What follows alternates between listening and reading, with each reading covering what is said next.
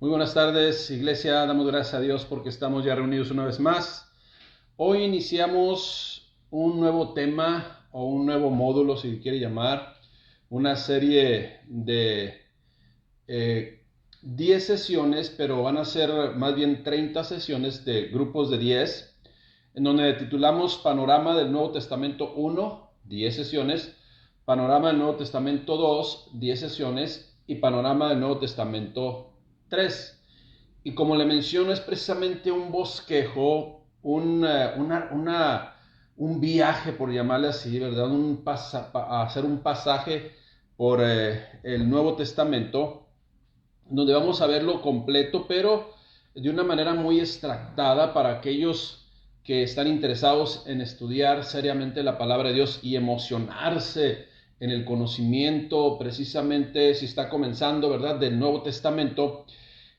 Pues vamos a verlo de una manera general, muy importante, resaltando lo más trascendental para nuestras vidas, de tal forma que usted y yo vivamos apasionadamente enamorados de la historia, en este caso, contada de los acontecimientos alrededor de nuestro Señor y Salvador Jesucristo. Así es de que vamos a iniciar.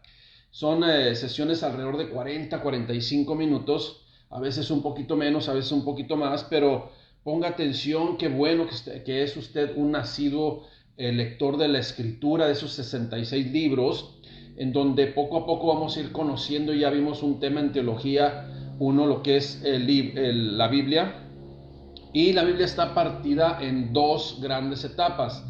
El Antiguo Testamento, algunos le dicen Viejo Testamento, pero no, lo correcto es Antiguo Testamento y el Nuevo Testamento. El Antiguo Testamento habla de todos los acontecimientos desde antes de Cristo, y el Nuevo Testamento viene desde Jesucristo hacia acá. Así es de que iniciemos con esta introducción del panorama del Nuevo Testamento, en donde debemos usted y yo comprender que el propósito de nuestro estudio, el propósito de compartir con ustedes el panorama del Nuevo Testamento, es para dar información general, pero trascendental, muy importante, del contenido de todo lo que es el Nuevo Testamento, con el fin de que usted y yo podamos saber en cuál de los 27 libros del Nuevo Testamento se está hablando de tal o de cual tema, ¿verdad? Así es de que vamos a meditarlo, vamos a estudiarlo, vamos a escudriñarlo, no haciendo una exégesis. No se puede definitivamente, porque vamos a tomar solamente, como le digo, un tiempo por cada libro. Así es de que no estaremos tratando dichos escritos con lujo de detalle, sino con los hechos principales de cada uno de los evangelios. Cada uno de los evangelios, 4 evangelios, solamente 4 evangelios. El libro de los Hechos de los Apóstoles, el libro de, Romanos, o conocido de ahí en adelante como las cartas paulinas, las cartas generales, y así como el Apocalipsis o Revelación de Juan el Teólogo, así también se conoce, ¿no? Así es de que, ¿qué es lo que vamos a ver en el bosquejo del Nuevo Testamento? Usted puede ir haciendo anotaciones. Lo bueno que va a quedar grabado todo esto, y usted puede ponerle pausa, ¿verdad?, para que pueda tomar sus anotaciones y hacer un bosquejo general del Nuevo Testamento. Vamos a iniciar pues con los evangelios. Los evangelios son 4, y por llamarle de alguna forma, en los evangelios se manifiesta nuestra salvación, así por llamarle en un término, ¿no? Se manifiesta nuestra salvación. Los evangelios fueron escritos por Mateo, Marcos, Lucas, Juan. Ahorita en este momento solamente es una introducción, le menciono, no todos fueron discípulos. Apóstoles, pues discípulos porque seguimos la enseñanza de nuestro Señor Jesucristo, sí, porque un discípulo es un estudiante, un seguidor, alguien que toma como ejemplo al Señor Jesucristo e imita y sigue sus enseñanzas y las aplica y la vive. Pero como apóstol, ellos no todos fueron apóstoles. Es de que pongamos atención ahí posteriormente cuando estemos desempeñando o desarrollando la clase. Después vamos a ver el libro histórico, ¿no?, que habla el libro de los Hechos de los Apóstoles. Mientras que los evangelios hablan de la manifestación de nuestra salvación, el libro histórico llamado Hechos de los Apóstoles precisamente habla de la propagación o difusión precisamente de nuestra salvación. La tercera parte que vamos a ver son las cartas doctrinales, en donde se explica ahora, o precisamente es la explicación de nuestra salvación. ¿Cuáles son las cartas doctrinales escritas prácticamente todas por el apóstol Pablo? Es Romanos, primera carta a los Corintios, segunda de Corintios, Gálatas, Efesios, Filipenses, Colosenses, primera carta a los Tesalonicenses, segunda carta a los Tesalonicenses. Solamente hago un comentario en este respecto. Por ejemplo, primera, segunda de Corintios, Gálatas, Efesios. Usted dice, ¿por qué se llaman así estas cartas? Tienen nombres un poquito raros. Pues porque eran las ciudades en las cuales estaba sentada la iglesia que generalmente el apóstol Pablo en sus viajes misioneros estableció. Entonces por eso se llama primera carta a la iglesia que estaba en Corinto, primera de Corintios, en la carta a los Gálatas que estaba en la iglesia en Galacia, a los Efesios que estaba en Éfeso, a los Filipenses que estaba en Filipos, Colosenses que estaba en Colosas, ¿sí? Y primera carta y segunda de Tesalonicenses que estaba la iglesia en Tesalónica. Ese es. Ahora después vienen los que es primera de Timoteo, segunda de Timoteo, que estas cartas fueron precisamente ahora enviadas, como viene su nombre, primera de Timoteo, segunda de Timoteo, al encargado de una iglesia, al encargado, a Timoteo, ¿verdad? El joven Timoteo, entre comillas. Después viene Tito, Filemón y la famosa carta a los hebreos, que algunos dicen que la escribió el apóstol Pablo, otros dicen que la escribió Lucas. No sabemos quién es el escritor, el amanuense, pero sí sabemos quién es el autor. El autor es Dios, es palabra inspirada por Dios a través de su Espíritu Santo, y eso es lo más importante. Las cartas, después de ver las cartas doctrinales, vienen también las cartas generales, que son precisamente parte de las cartas en donde se enseña, también se dan las enseñanzas de nuestro Señor Jesucristo. Y viene Santiago, primera de Pedro, segunda de Pedro, primera de Juan, segunda de Juan, tercera de Juan y Judas. Ahora, estas cartas tienen características que llevan el nombre de su escritor, acuérdense, del amanuense, ¿sí? El autor es el mismo, es Dios inspirando a estos hombres para que dejaran por escrito, plasmado por escrito, la voluntad del Padre Celestial. Entonces, ¿quién escribió Santiago? Pues Santiago, ¿no? Y luego, primera y segunda de Pedro, pues el apóstol Pedro, primera de Juan, el apóstol Juan, segunda y tercera de Juan, el apóstol Juan, y Judas, pues Judas, no Iscariote, ¿no? No Iscariote. Entonces, ahí están. Y por último, vamos a ver también, y también le vamos a destinar quizás una o dos clases máximo, dependiendo cómo estemos en los tiempos, pero viene el Apocalipsis o Revelación, que es un libro 100% profético, en donde aquí vemos la consumación de nuestra salvación. Muy bien, vamos a ver entonces una introducción general de los evangelios, del evangelio de nuestro Señor Jesucristo, que está pues todo mencionado, complementado en 4 evangelios. Vamos a ver qué significa la palabra evangelio, porque es lo primero que usted va a encontrar, ¿no? Mateo, Marcos, Lucas y Juan se llaman los evangelios. ¿Qué significa evangelios?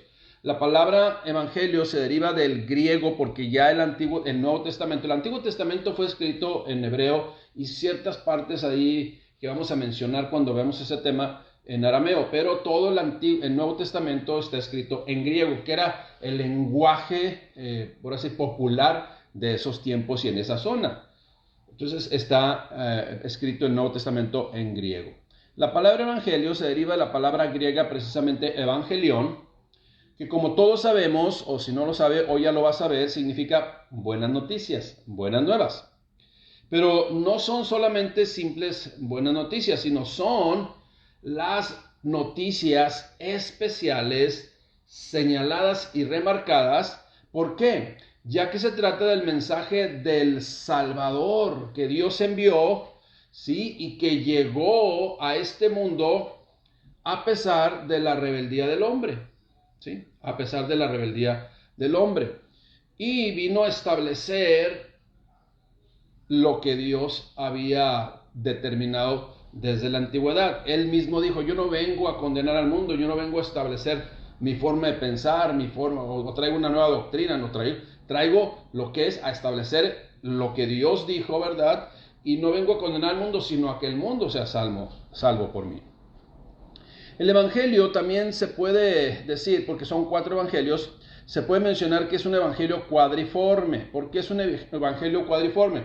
Porque encontramos 4 evangelios y cuando mencionamos la palabra cuadriforme estamos hablando de que tiene 4 formas, 4 caras, 4 perspectivas, sí, que coinciden algunas, otras se complementan. Eso es lo que usted y yo podemos ver. Entonces se complementan unos con otros y pues, ¿por qué lo decimos así? Bueno, mucha gente va a decir, ¿por qué 4 evangelios que cuentan una historia diferente? No, cuentan una historia desde perspectivas diferentes. Vamos a verlo ya en este día de una manera general, pero poco a poco lo vamos a ver un poquito más a fondo. Pero imagínense 4 personas de diferentes profesiones o que se dedican a diferentes actividades y de diferentes quizás extractos sociales también, y cuentan lo mismo exactamente. Cada quien va a resaltar algo más. Es más, si usted hace el ejercicio en este momento o después de que termine la clase, le puede preguntar ahí a 3, 4 miembros de su familia, en donde una película que vieron todos la van a contar y cada quien va a contar lo que le pareció más importante, lo que le llamó más la atención. Y no es que, como si lo dicen de una forma diferente, con palabras diferentes, no quiere decir que estén contradiciendo, sino que están complementando o están presentando su forma de ver las cosas. Eso es lo que presentan los 4 evangelios. Pero acuérdese, cuando Dios inspiró a ellos, se dice que respetó el carácter, la personalidad de cada uno de los escritores. Entonces, ¿qué es lo que vamos a ver aquí también? ¿Por qué es un evangelio cuadriforme? Porque están dirigidos también a 4 diferentes audiencias. Por eso también Dios permitió que se escribieran por 4 diferentes personajes. Por ejemplo, uno está dirigido a los judíos, otro está dirigido a los romanos, otro está dirigido a los griegos, y por último, Juan, el Evangelio de Juan, está dirigido a un grupo conformado de las 3 clases anteriores llamada iglesia. Ya la iglesia se empezaba a formar, cuando surgió la iglesia estaba formada por judíos, romanos y griegos, aquellos que habían creído en el Señor Jesucristo.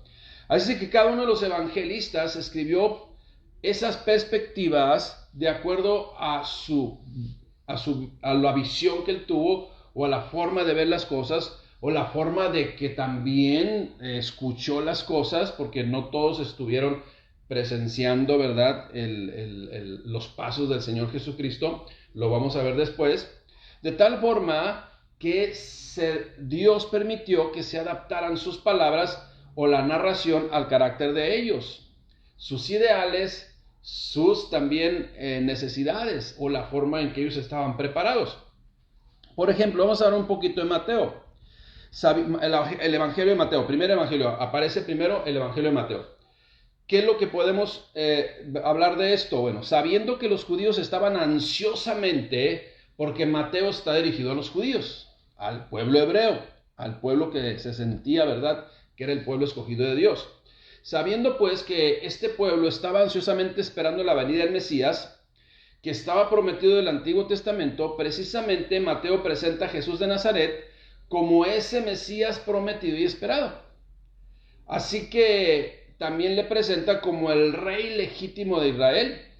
Por lo tanto, escribió principalmente a una audiencia judía, aunque hoy todos lo podemos leer, ¿no? Es un mensaje espiritual, es un mensaje que llena nuestra alma, que llena nuestro ser, pero precisamente está dirigido inicialmente o de fondo a los judíos, al pueblo judío. Usted va a encontrar en este evangelio, por ejemplo, la palabra más repetida, Mesías, ¿verdad? Porque ellos esperaban al Mesías, en donde viene también la genealogía de Jesucristo, y eso es muy importante para el pueblo judío, las genealogías. Entonces habla del Mesías prometido desde el Antiguo Testamento, habla del nacimiento del Mesías, el cumplimiento de las promesas del Nuevo Testamento, porque muchas de las promesas, de las profecías que se hicieron en el Antiguo Testamento, precisamente se cumplieron en el Nuevo Testamento y en Jesucristo. Bien, eso es lo que podemos encontrar en Mateo. Estamos haciendo un comentario general. En Marcos se enfocó y se dirigió a una audiencia gentil. Especialmente Marcos fue dirigido a una audiencia romana, un pueblo cuyo ideal era el poder, ¿sí? Y el servicio. Así que Marcos presenta a Jesucristo como el siervo, quien vino a sufrir por los pecados de muchos. Así lo menciona Marcos 10:45, porque el Hijo del Hombre no vino para ser servido, sino para servir y para dar su vida en rescate por muchos. Así lo dice Marcos. Ahora, Lucas escribió, el Evangelio de Lucas fue escrito o dirigido a un pueblo culto como eran los griegos, cuyo ideal era el hombre perfecto. Por lo tanto, hace que su evangelio gire alrededor de Cristo como la manifestación o expresión clara precisamente de esa perspectiva o de ese ideal. Lucas escribió usando el estilo griego más cultivado y literado de los escritores del Nuevo Testamento. Lucas fue un investigador diligente, un historiador muy cuidadoso y presenta a Cristo como el Hijo del Hombre en respuesta a las necesidades y esperanza de la raza humana, quien vino a buscar y salvar a los pecadores perdidos. Eso es lo que podemos hablar hasta ahorita, lo que vamos a comentar como introducción de Lucas. Pasemos al cuarto y último evangelio, Juan. Este evangelio precisamente va dirigido a todos los cristianos, a todos los cristianos de todas las naciones. De modo que si nosotros ponemos atención, vamos a ver que presenta las verdades más profundas del evangelio, entre las cuales podemos mencionar las enseñanzas sobre la deidad, o sea, la divinidad de Cristo y también el Espíritu Santo. Juan escribió esta carta inspirado por el Espíritu Santo para fortalecer a los creyentes e invitar a los incrédulos también a depositar su fe en Cristo, y expresó claramente su propósito al escribir. Juan, el llamado apóstol, amado, ¿verdad? El amado apóstol, fue quien escribió mucho acerca del amor. En Juan 3:16, usted lo conoce, porque de tal manera amó Dios al mundo que nos ha dado a su Hijo unigénito para que todo aquel que en él cree no se pierda, mas tenga vida eterna. Juan 20:31 también dice, pero estas cosas se han escrito para que creáis en el que Jesús es el Cristo, Jesús es el Hijo de Dios, y para que creyendo tengáis vida en su nombre. Este pues es el contexto que hay que recordar porque es muy importante. La Biblia está escrita a toda la humanidad, de toda época, de todo momento. El mensaje de los evangelios está vigente y está dirigido a todos los seres humanos de siempre, por todas las generaciones. Por lo tanto, los hechos anteriores son una prueba más de la razón por la cual se escribieron 4 evangelios, 4 facetas distintas totalmente, complementadas, narradas por 4 autores diferentes, es decir, que es un solo evangelio, ¿sí? Pero presentada de distintas formas, de distintas maneras, de acuerdo a la necesidad de la audiencia a la cual está dirigida. Pero que nosotros, ¿verdad?, nos alimentamos de ellos porque es de aplicación general. Nada más que cuando lo escudriñamos, por eso le llama Mesías, porque el pueblo judío esperaba un Mesías. Y en otro evangelio más Jesucristo, ¿verdad? Bueno, acuérdense que para ellos son el Mesías. Y muchos judíos son mesiánicos, convertidos al Mesías. Ellos no aceptan muchas veces todavía aún el nombre de Jesucristo, pero el Mesías de Jesucristo es el mismo. Entonces, hablar de estas 4 perspectivas es como fijar la vista en un gran edificio en donde únicamente ves un lado, otro lado y otro lado, un edificio cuadrado, vamos a llamarle así. Menciono otro dato importante. Mateo, por ejemplo, lo presenta como rey. ¿A quién? A Jesucristo. Mateo presenta como rey a Jesucristo. ¿Rey de quién? De los judíos. Marcos lo presenta como el conquistador y siervo, ¿sí? Eso es lo que así presenta el Evangelio de Marcos a Jesucristo. Lucas, usted lo va a ver y lo va a escuchar o lo va a leer en repetidas ocasiones, presenta a Jesucristo como el Hijo del Hombre, pero con H mayúscula, Hijo y Hombre con H mayúscula, el Hijo de Dios, pues. Y el Evangelio de Juan, lo presenta como el Hijo de Dios.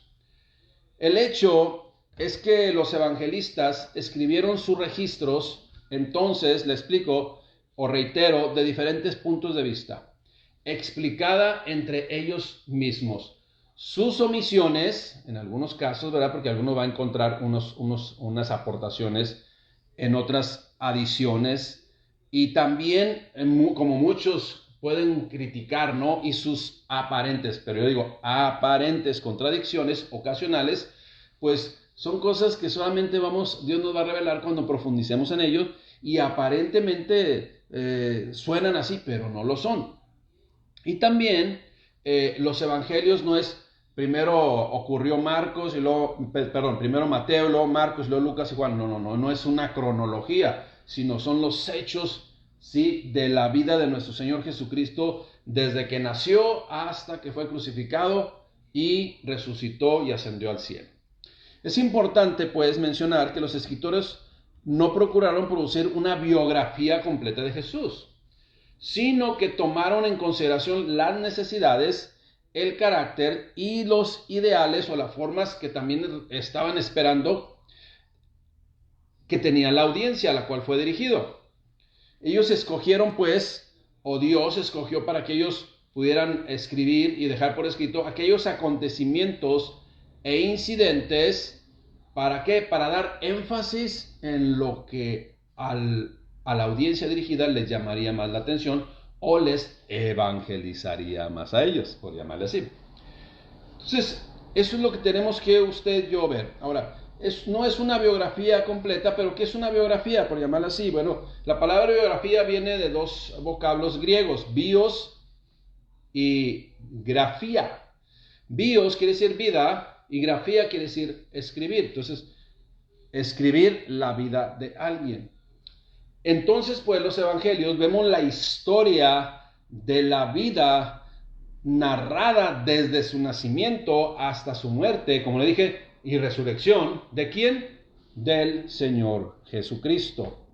Todas sus enseñanzas, todo lo que Él dejó que fuera importante para que conociera el mundo desde la perspectiva completa, ¿no? Como se le puede llamar haciendo una armonía de los evangelios, esto es, complementándose unos con otros para entonces conocer el evangelio completo de nuestro Señor Jesucristo. Reitero, y solamente de manera así general, Mateo, escrito para los judíos, procura que todos los acontecimientos que narra en su evangelio sirvan, para dar énfasis al hecho de la misión de Jesús el Mesías, o la misión mesiánica de Jesús. Presenta Mateo su genealogía, presenta y es considerado como el rey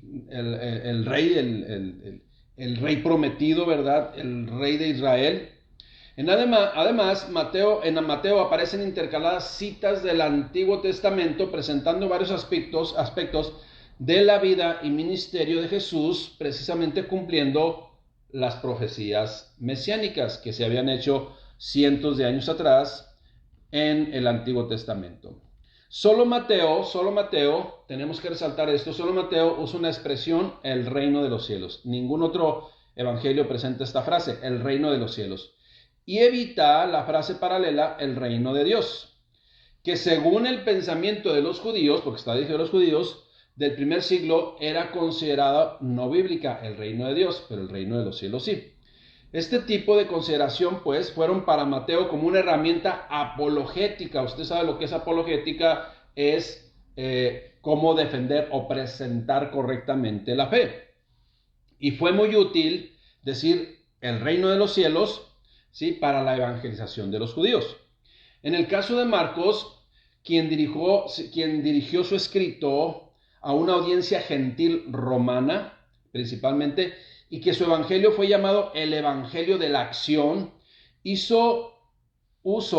aplicó expresiones frecuentes como inmediatamente, entonces, como lo vemos en Marcos 2.2, por ejemplo. Marcos 2.2 menciona, e inmediatamente se juntaron muchos, de manera que ya no cabían ni aún en la puerta, y les predicaba la palabra. En Marcos 2.3 dice, entonces vinieron a él unos trayendo un paralítico que era cargado por 4. Ya después veremos estos acontecimientos con más minuciosidad. Entonces, pero este tipo de expresiones marcadas que vienen en Marcos le dan a la narración movimiento y dinamismo, apelando así al pensamiento de los romanos, quienes se caracterizaban precisamente por la acción y el sentido práctico. Por eso se utilizan esas frases, ¿no? E inmediatamente, entonces, o sea, se pusieron manos a la obra. Yo estoy solamente parafraseando. ¿Por qué? Porque esa era la mentalidad del pueblo romano. El Evangelio de Lucas, como era dirigido o fue dirigido a una audiencia muy culta, como se consideraban los griegos, se dice que Lucas tenía profesión médico, entonces se dirigió a los griegos, y siendo precisamente Lucas un profesional de la medicina, hizo uso de su narración en un estilo griego bien cultivado, además de ser un investigador diligente e historiador muy cuidadoso de cada uno de los detalles de la vida y ministerio de Jesús como Hijo del Hombre.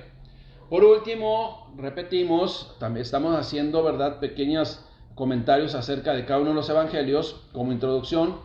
Juan, el Evangelio de Juan, por su parte, hace hincapié o hace énfasis en la deidad, divinidad de Cristo. Eso lo podemos encontrar, un ejemplo de ello en Juan 14:9. Juan 14:9 dice: Jesús le dijo: tanto tiempo hace que estoy con vosotros y no me has conocido, Felipe. El que me ha visto a mí, ha visto al Padre. ¿Cómo pues tú dices, muéstranos al Padre? Esta respuesta fue del Señor Jesucristo cuando precisamente Felipe le dijo: Jesús, Maestro, muéstranos al Padre y nos basta. Y entonces le contestó con toda ternura esto, ¿no? Entonces Juan hace énfasis en la divinidad de Cristo. El conjunto, los 4 evangelios, pues, nos ofrecen un retrato con 4 perfiles diferentes de Dios, ¿sí?, del Dios hecho hombre, en la persona de Jesús de Nazaret.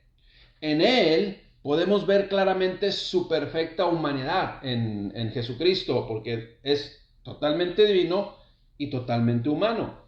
Entonces, en Jesucristo podemos ver claramente su perfecta humanidad, pero también su perfecta deidad, confirmando así que solo Jesús puede ser el único sacrificio adecuado y perfecto, capaz de borrar los pecados de toda la humanidad y hacer de Jesús el Señor de sus vidas a todo aquel que en Él cree.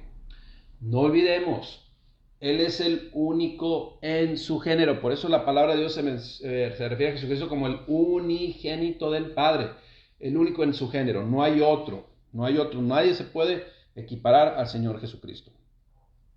Cabe notar, pues, que los 4 evangelistas describen la pasión, todos, ¿sí?, en esa armonía, ¿sí?, aunque cada quien resalta ciertos hechos, pero de manera general tenemos que notar que los cuatro evangelistas describen la pasión, la muerte expiatoria y la resurrección del Señor Jesucristo con lujo de detalle, debido a que en la consumación de esta obra perfectamente, precisamente es el propósito, lo esencial del Evangelio. Aunque se escribieron, fíjese bien lo que le voy a decir, y esto allá anótelo con mucho cuidado. Aunque se escribieron muchos más evangelios, porque se va a encontrar muchos más evangelios, pero son apócrifos, son falsos, ¿sí? La iglesia desde los primeros tiempos ha aceptado, ¿verdad?, de esos concilios, ha aceptado como inspirados por Dios a Mateo, Marcos, Lucas y Juan.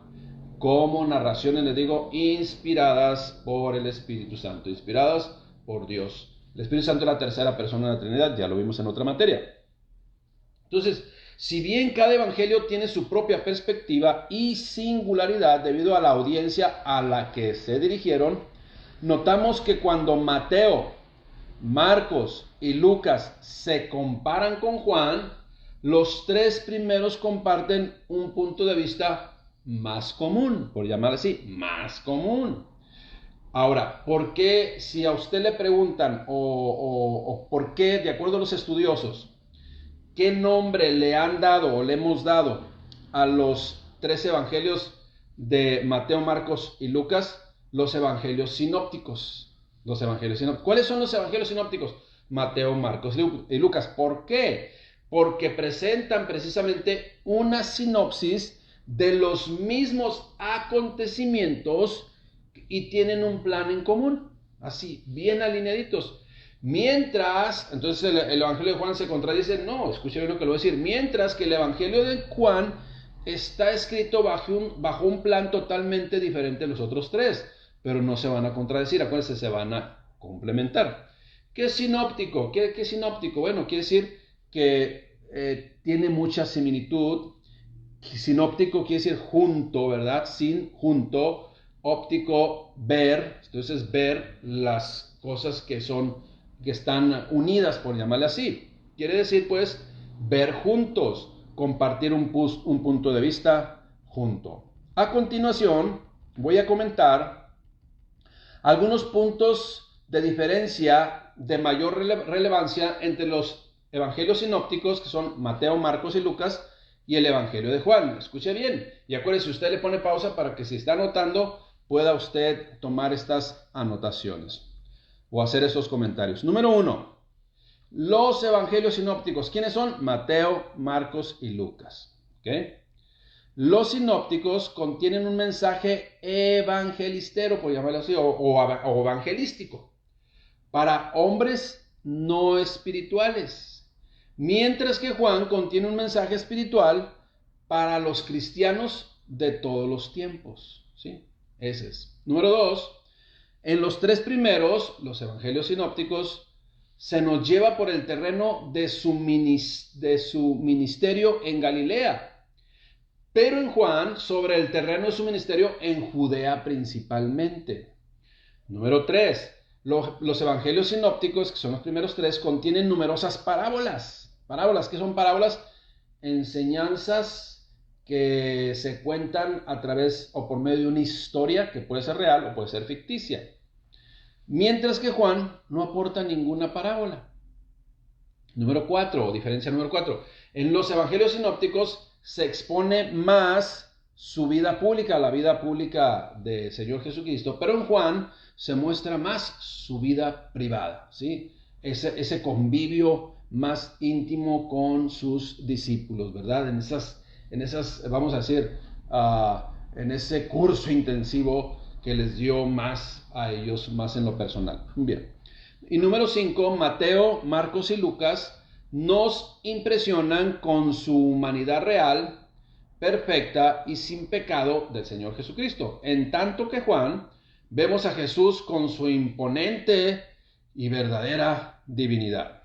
Finalmente, tanto el Evangelio de Juan como los evangelios sinópticos registran solo dos sucesos comunes. Otra vez lo repito, los evangelios sinópticos y el Evangelio de Juan registran solo dos sucesos comunes. ¿Cuáles son esos dos sucesos que se mencionan también en los sinópticos y en Juan? La alimentación de los 5,000, que aparece en Mateo 14, 13 al 21, Marcos 6, 30, 44, Lucas 9, 10, 17 y Juan 6, 1, 14. Y también el otro hecho o narración de un suceso común es Jesús caminando sobre el agua. ¿Sí? Mateo 14, 22, 33, Marcos 6, 45, 52 y Juan 6, 15, 21. Eso aparece en común en estos evangelios. Cabe aclarar que estas diferencias entre los sinópticos y el Evangelio de Juan no son contradictorias, no son hechos que están contradiciendo, que si sucedieron aquí y acá no sucedieron, entonces está lugar a dudas, no, sino se complementan. Por lo tanto, pues no afectan el estudio, sino más bien aportan más hechos reales de la vida de nuestro Señor Jesucristo. Hay algo que usted y yo debemos de considerar, hay algo que usted y yo debemos de considerar. Acuérdese, porque los hechos narrados en los evangelios o los acontecimientos narrados en los evangelios son hechos verídicos. Son hechos totalmente verídicos. ¿Cómo se corrobora esto? Bueno, pues mire, primero que nada por la fecha, ¿no? Nuestra fecha de hoy es 9 de julio del 2020 después de Cristo. Esa es la fecha correcta, completa. 9 de julio del 2020 después de Cristo. Entonces, el antes de Cristo, pues ya el mundo, la historia de nuestro mundo está en antes y después de Cristo. ¿Por qué? Porque Cristo vino a este mundo y fue un parteaguas en la cuestión de la historia y también en la cuestión espiritual, general espiritual principalmente. Y el testimonio interno del Espíritu pues da precisamente convicción de ello. Escuche bien lo que le voy a decir. El creyente nacido de nuevo, quien ya posee en su corazón, en todo su ser, la presencia del Espíritu Santo, tiene la evidencia suficiente de la veracidad y eficacia de la palabra de Dios. O sea, ¿quién es el que convence? ¿Quién es el que da por seguro lo que estamos leyendo? Pues es el Espíritu Santo. Quien fue el inspirador es el revelador, ¿sí? Si el Espíritu Santo fue el que inspiró a los santos hombres de Dios, el mismo Espíritu Santo va a revelar también a los hijos de Dios, a los que estamos interesados por escudriñar la voluntad de Dios, la voluntad del Padre. ¿Para qué? Para aprenderla y hacerla real en nuestras vidas. Acuérdense, los conceptos, hacer los principios. Pero también, al tratar con personas no regeneradas, la palabra de Dios presenta verdades que son comprobadas con los hechos plasmados en la historia. Escuchen bien, en la historia, que no tiene nada que ver, como dicen por ahí, con cuestiones religiosas. Todo esto, o sea, una persona puede decir, como un historiador, no recuerdo ahorita exactamente su nombre, pero un historiador, yo no soy creyente, o sea, no, pero Jesucristo existió, o sea, Jesucristo existió, eso está comprobado, no se puede negar, o sea, Jesucristo vino a este mundo, estuvo en este mundo, caminó por este mundo, y todo lo que narran los evangelios son verdades absolutas del caminar de Jesucristo. Bueno, él dice del Maestro, de Jesús, ¿verdad? O del Mesías, como lo dice la Escritura. Pero él dice, no soy creyente, pero es una realidad. Jesucristo es una realidad. Entonces son pruebas objetivas, contundentes, de sucesos que cambiaron para siempre la historia de la humanidad en el antes y después de Cristo. Y también tenemos que considerar, principalmente para aquellas personas que no son creyentes hasta ahorita, hasta este momento, pues hay evidencia documental que confirma que los hechos, no solamente del Nuevo Testamento, no solamente de los Evangelios, sino también del Antiguo Testamento, comprueban, hay evidencias documentales, pruebas fehacientes de la cultura, ¿verdad? De confirmar todo lo que se hacía narrado en la Biblia. Pues se puede afirmar entonces, sin que exista contradicción, que la Biblia presenta pruebas auténticas y es un documento, además, junto con otros, de que los acontecimientos narrados, que algunos lo ven solamente como libro histórico, son verídicos. Los copistas cristianos o los amanuenses cristianos o aquellos escribas, ¿verdad?, que copiaban los rollos y vamos a decir, para poderlos transmitir, para poderlos enviar, ellos fueron personas, muchos de ellos fueron paganos, ¿sí? Y lo único que hicieron ellos fueron dedicarse a sacar copias de los preciosos escritos apostólicos, que eran el sustento espiritual de las iglesias de los primeros siglos de la era. Entonces esa es una realidad. Y muchos de ellos dan testimonio o dieron testimonio de quedó asentado también. Ahora, por ejemplo, se guarda en la biblioteca John Rylands de Manchester un fragmento del capítulo 18 del Evangelio de Juan, muy pequeño pero muy importante, ya que según el criterio de los paleógrafos, o sea, la persona que se dedica al estudio de la escritura de los libros antiguos, pertenece a la primera mitad del siglo. Entonces, alguien lo copió para enviarlo, para que otros lo leyeran, para compartirlo, pues. Eso es lo que se hacía. También tenemos que darnos cuenta que esto constituye, entre otras, pues una evidencia a favor de la fecha en que se escribió el Evangelio de Juan, sobre los años 95 al 100 después de Cristo. Entonces, pudo haber sido varias copias, muchas copias, se pueden encontrar otros también se pueden encontrar, escuchen bien lo que les voy a decir, porque esto es lo que acontece también, por ejemplo, allá en las cuevas de Qumran, por allá, los rollos del Mar Muerto que le llaman.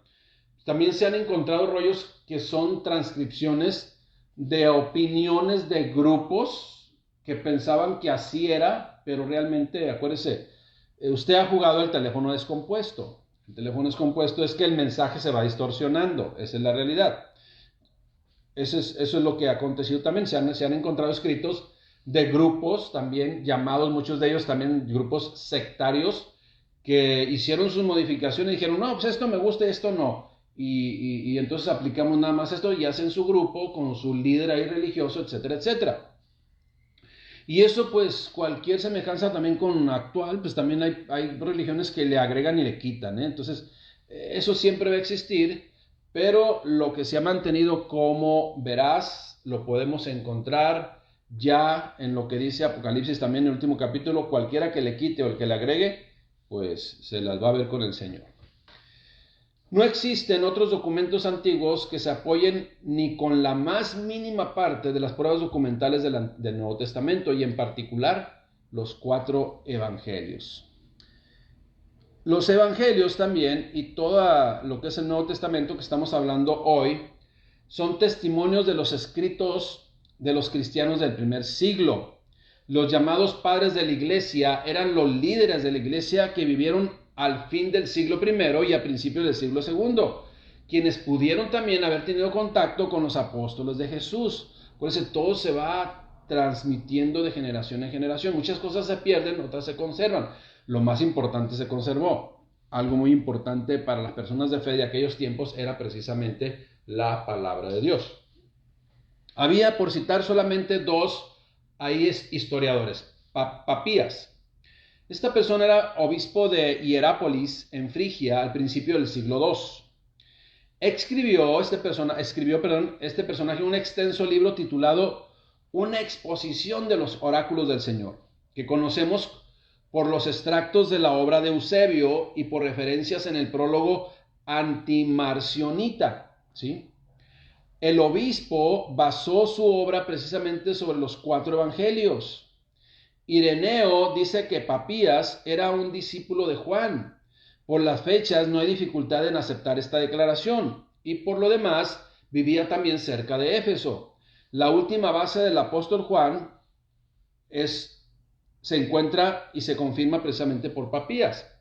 Hay evidencias pues de que se enlaza con la época apostólica, Papías. Otro historiador u otra persona que puede ser una evidencia histórica también de los hechos que presentan o narran los evangelios es Ignacio, que era obispo de Antioquía en Siria. Y en camino a Roma para sufrir y en Roma sufrió el martirio en el año 115 después de Cristo. Escribió varias cartas a algunas de las iglesias en Asia llenas de citas o alusiones precisamente a los 4 evangelios. Y uno de los más conocidos precisamente Policarpo. Policarpo era obispo de Esmirna, donde murió por la fe. Fue uno de los precisamente testigos, ¿verdad? Persona que fue un mártir y era muy anciano en el año ya 156. De él pues tenemos una hermosa epístola dirigida a la iglesia de Filipos. Por numerosas referencias a Policarpo en los escritos de Ireneo y Eusebio, sabemos que citaba muchos textos de los evangelios, llamándolos él las Santas Escrituras, pero sus escritos no eran inspirados por Dios. Solamente quedan precisamente esas pruebas. Justino Mártir, filósofo y apologista cristiano, murió pues también siendo mártir en el año 150 e hizo frecuentes referencias a los evangelios en sus libros apologéticos y su libro titulado Diálogo con Trifón el Judío, en donde menciona muchos hechos o muchas citas o muchos acontecimientos tomados de los evangelios. Muy bien, concluimos pues. Los 4 evangelios, que solamente son los inspirados por Dios, Mateo, Marcos, Lucas y Juan, Son escritos históricos que ofrecen toda garantía, tanto para los que tenemos la fe y creemos la verdad absoluta de la palabra de Dios, para quienes también no creen, pero que no pueden definitivamente negar la existencia y los acontecimientos que quedaron plasmados en lo que llamamos hoy los 4 evangelios. Hechos históricos, escritos históricos que ofrecen toda garantía a quien busca en ellos la suprema revelación de Dios por medio de Cristo. Así es, iglesia, esto es solamente una introducción de lo que es el nuevo panorama del Nuevo Testamento, emocionante, apasionante. Vamos a ver cosas muy interesantes, pero sobre todo que nos van a dar certeza y nos van a fundamentar nuestra fe en Dios, en el Señor Jesucristo y en toda su obra a través de su Espíritu Santo. Oremos pues para terminar nuestra clase del día de hoy. Mi Dios, te damos gracias, Padre bendito. Gracias, mi Dios, por tu palabra. Gracias, Padre, por ponernos por escrito tu voluntad perfecta. Gracias, mi Dios, por encaminarnos, Padre, en esa verdad absoluta presentada en toda la Escritura. Y hoy, Padre, que estamos un poquito ahondándonos en el Nuevo Testamento, en la vida, en esos hechos narrados, Padre, esas historias narradas, verídicas en los Evangelios, para edificación y fundamentación de nuestra vida, Padre. En el nombre de Cristo Jesús, te damos gracias, Rey bendito, bendecimos tu nombre y mi Dios, enséñanos a contar de tal modo nuestros días que traigamos a nuestro corazón sabiduría tuyo a través de tu palabra. En el nombre de Cristo Jesús, amén. Que Dios les bendiga.